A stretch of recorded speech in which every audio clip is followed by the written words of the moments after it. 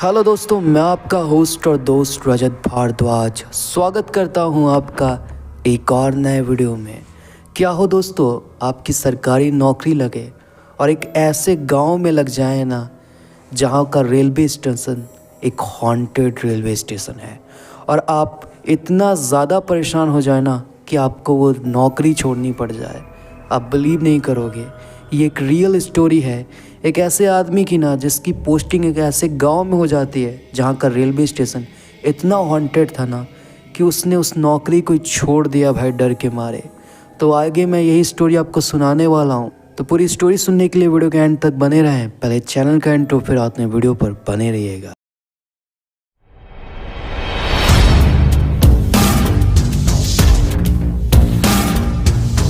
दोस्तों, ये स्टोरी है सुरेश जी की।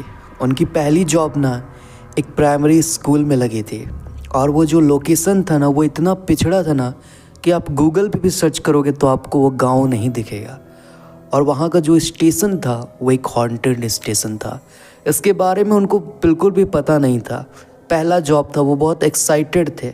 वो निकल जाते हैं अपने जॉब के लिए, वो जैसे तैसे उस गांव तक तो पहुंच जाते हैं, लेकिन जब वो गांव में जाके अपनी ज्वाइनिंग करते हैं और वहाँ के बारे में धीरे धीरे उनको पता चलता है कि ये जो गांव है ना ये बहुत ही पिछड़ा है और यहाँ से अपने घर जाने का बस एक ही जरिया है, वो है रेलवे स्टेशन। और वो जो रेलवे स्टेशन है वो एक हॉन्टेड रेलवे स्टेशन है। वहाँ 6 बजे के बाद कोई भी आदमी आपको नहीं देखने को मिलेगा, कोई भी नहीं। वहाँ पे बहुत मुश्किल से बहुत गिनी चुनी गाड़ियाँ ही रुकती थी और वो भी मतलब जैसे कि अगर सुबह आई ना तो फिर वो रात में आएगी। ऐसा नहीं कि भाई 3 घंटे 4 घंटे में कोई गाड़ी आ रही हो, बहुत मुश्किल से वहाँ पे कोई गाड़ी आती थी और रुकती थी। तो इनके लिए बहुत मुश्किल था अपना घर जाना वहाँ से। और ये जो जगह थी ना ये वेस्ट बंगाल में थी और उनका घर था बिहार में, तो दूरी बहुत थी। बस से तो बिल्कुल भी जा नहीं सकते थे क्योंकि वहाँ पे बस नहीं चलती थी। वहाँ की जो सड़कें थी और वो पूरा जंगली रास्ता था। वहाँ के जो नक्सली लोग थे ना, अगर रात में आप गाड़ी लेके जाओ ना तो नक्सली लोग आपको लूट लेते थे। वो इतना पिछड़ा था भाई। तो अपने घर जाने का बस एक ही रास्ता था, वो था रेलवे स्टेशन, और वो भी बहुत डरावना था। धीरे धीरे जब उनको इनके बारे में पता चला कि जो रेलवे स्टेशन है वो हॉन्टेड है तो उनको थोड़ा सा डर लगने लग गया, क्योंकि वो बिहार से आ रहे थे तो उनको इन सब चीज़ों के बारे में ना पता था और वो थोड़ा मोड़ा ना बिलीव भी करते थे भूतों के ऊपर। कुछ दिन तो उन्होंने जैसे तैसे गुजारा, लेकिन अब ना बहुत लंबा समय हो गया था घर गए हुए। तो मन कर रहा था भाई घर जाऊं, और छठ भी आ रहा था। आपको पता है बिहारियों के लिए जो छठ पर्व है ना वो बहुत बड़ा पर्व है। कोई भी पर्व हो वो घर नहीं जाएंगे, लेकिन छठ हो ना, छठ में तो वो ज़रूर घर जाएंगे। वो चाहे विदेश में हो या दुनिया के किसी भी कोने पे हो, वो छठ के अवसर पे अपने घर ज़रूर जाते हैं। तो इनको भी घर से कॉल आया कि अब छठ आने वाला है और तुम बहुत लंबे समय से घर नहीं आए हो, तो प्लीज़ कुछ दिन की छुट्टी लेके घर आ जाओ और तुम्हारा रिश्ता का भी हम बात करेंगे क्योंकि तुम्हारी उम्र भी हो रही है। तो उन्होंने घर वालों को बोल दिया कि हाँ मैं छठ से पहले ही आ जाऊँगा और मुझे भी बहुत मन कर रहा है घर आने का, क्योंकि उन्हें ना 6 महीने हो गए थे घर गए हुए।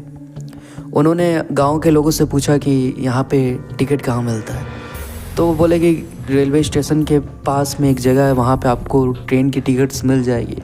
भाई इतना हॉन्टेड वो जगह था ना कि रेलवे स्टेशन में आपको टिकट नहीं मिलेगा, टिकट काउंटर ही वहाँ पे नहीं था। वहाँ पे लोग डरते थे रात में रहने से। रात में क्या, गांव के लोग तो वहाँ दिन में भी नहीं जाना चाहते थे।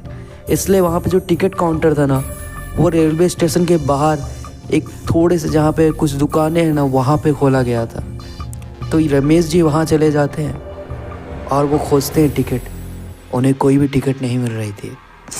जितनी भी ट्रेन दिन की थी ना सारी मतलब फुल थी। बहुत मुश्किल से ना उन्हें एक टिकट मिला जिसमें जगह भी थी जिस ट्रेन में, लेकिन उसका जो टाइमिंग था ना वो 11:30 का था। जो टिकट दे रहा था ना उन्होंने कहा कि सर इस समय की टिकट आप मत कटाइए क्योंकि ये टाइम सेफ बिल्कुल भी नहीं है। इस समय रेलवे स्टेशन में कोई भी नहीं रहता और इस समय कहा जाता है कि इस रेलवे स्टेशन में भूतों का राज होता है। अगर कोई भी वहाँ जाए तो ये जो भूत है उन्हें छोड़ते नहीं। लेकिन सुरेश जी के पास कोई भी और रास्ता नहीं था, क्योंकि उसके बाद जो भी ट्रेन थी ना वो छठ के बाद थी और छठ से पहले इनको घर जाना था। ये कहते हैं अब जो भी होगा देखा जाएगा, तुम टिकट काट दो। और जो टिकट काउंटर में बैठा हुआ था ना, वो आदमी उनके टिकट काट देता है रात के 11:30 बजे की। वो बहुत परेशान है, वो सोच रहे हैं क्योंकि उनको भी डर लग रहा है। वो बिलीव करते हैं इन सब चीज़ों के बारे में, तो उन्हें भी डर लग रहा है कि यार 10:30, उन्हें भी डर लग रहा है कि 11:30 बजे की टिकट तो मैंने कटा ली है, लेकिन मैं गुजारूंगा कैसे इतना समय, क्योंकि वो जो रेलवे स्टेशन है इनके गांव से थोड़ा दूर है, तो जल्दी निकलना पड़ेगा और 1-2 घंटा तो ट्रेन का वेट करना ही पड़ेगा, क्योंकि वहाँ पे ट्रेन ना भाई लेट ज़रूर होती है। तो ये वही सोच रहे थे कि वहाँ पे कैसे करेंगे, क्योंकि वहाँ पे भाई लाइट्स भी नहीं है, अगर आप वहाँ पे जा कर देखोगे ना तो ऐसा लगेगा कि वहाँ पे कोई ट्रेन रुकती ही नहीं है भाई। इतना पुराना खंडर हुआ पड़ा है वो रेलवे स्टेशन। धीरे धीरे वो दिन भी नज़दीक आ रहा था। जैसे जैसे दिन नज़दीक आ रहा था ना, रमेश जी के अंदर और डर बैठ रहा था। अब वो दिन भी आ गया जिस दिन रमेश जी को वो ट्रेन पकड़नी थी। आज वो निकल जाते हैं ट्रेन पकड़ने के लिए। गांव के लोग कह रहे हैं कि मास्टर जी हम आपके साथ चलें क्या, हम आपके साथ चलें, आप अकेले मत जाइए, वहाँ खतरा है। लेकिन मास्टर जी नहीं चाहते कि उनके चलते किसी और को तकलीफ़ पहुँचे। लेकिन फिर भी उनके जो बहुत अच्छे दोस्त थे, गांव में बन चुके थे। गांव में अगर आप टीचर हैं ना तो भाई आपको मतलब बहुत रिस्पेक्ट मिलेगी, और पिछड़ी जगहों में तो और भी ज़्यादा रिस्पेक्ट मिलती है भाई। शहर में तो उतना रिस्पेक्ट नहीं होता, लेकिन गांव में बहुत है। तो कुछ लोग बहुत मतलब रिक्वेस्ट की कि हम भी चलेंगे, तो 2-3 लोग ना जो रमेश जी हैं उनके साथ चले जाते हैं स्टेशन। अब 3 लोग हैं, थोड़ा हिम्मत है, क्योंकि भाई अकेले से तो बेहतर है भाई 3 लोग हैं, बातें कर रहे हैं, हिम्मत है। ट्रेन का टाइम 11:30 था और ये लोग 10 बजे ही पहुँच चुके थे रेलवे स्टेशन। रेलवे स्टेशन में कोई भी नहीं है भाई। अगर आज के टाइम पे आप बहुत छोटे से छोटे रेलवे स्टेशन में जाओगे ना, वहाँ पे भी आपको कुछ लोग रेलवे के मिल जाएंगे, लेकिन वहाँ पे आपको एक इंसान नहीं दिख रहा था। इन तीनों के सिवा उस रेलवे स्टेशन में कोई नहीं था, कोई भी नहीं। आधे से ज़्यादा जो जगह थी ना स्टेशन की, वो खंडर हो चुकी थी।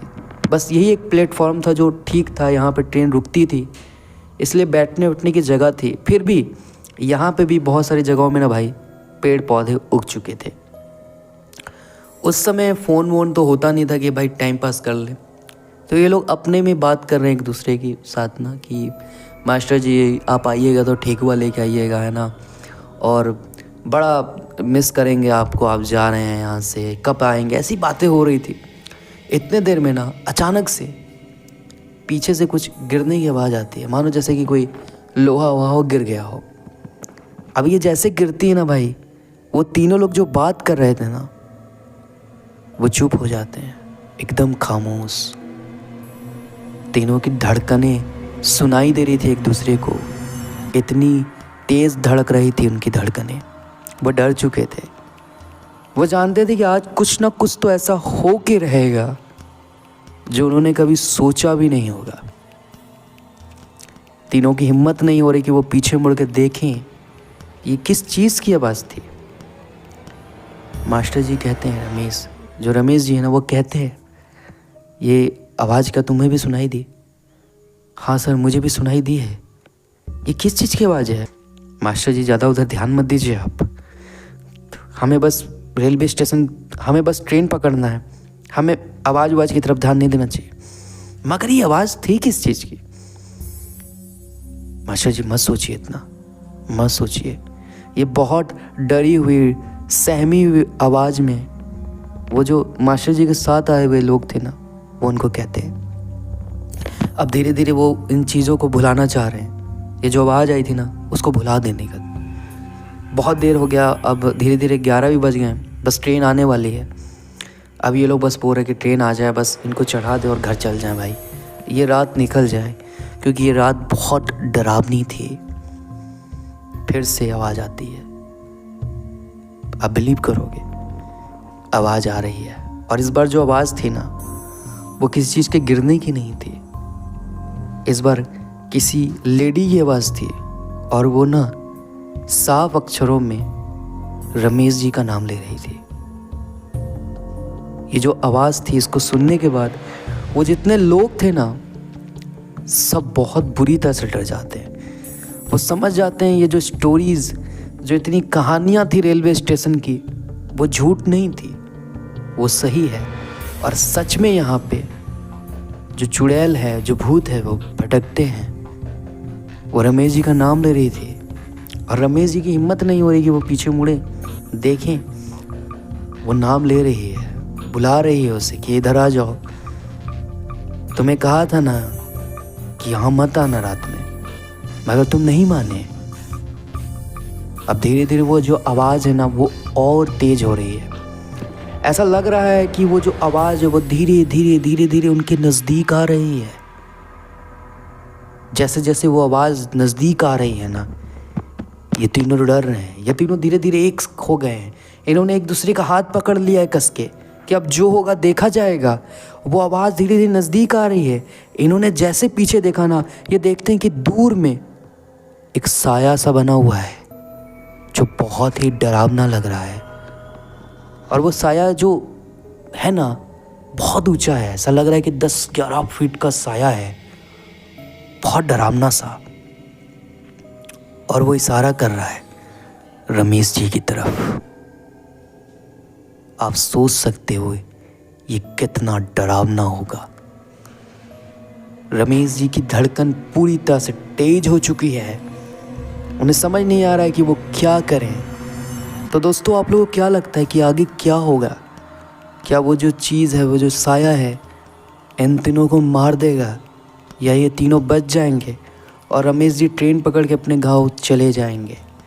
आगे की स्टोरी आपको नेक्स्ट पार्ट में मैं सुनाने वाला हूँ। कमेंट करके बताना कि आपको सच में डर लगा, और गैस करना कि आगे क्या होने वाला है। और इस वीडियो को अपने दोस्तों को जरूर शेयर करना। अभी के लिए बस इतना ही दोस्तों, फिर मिलते हैं नेक्स्ट पार्ट में।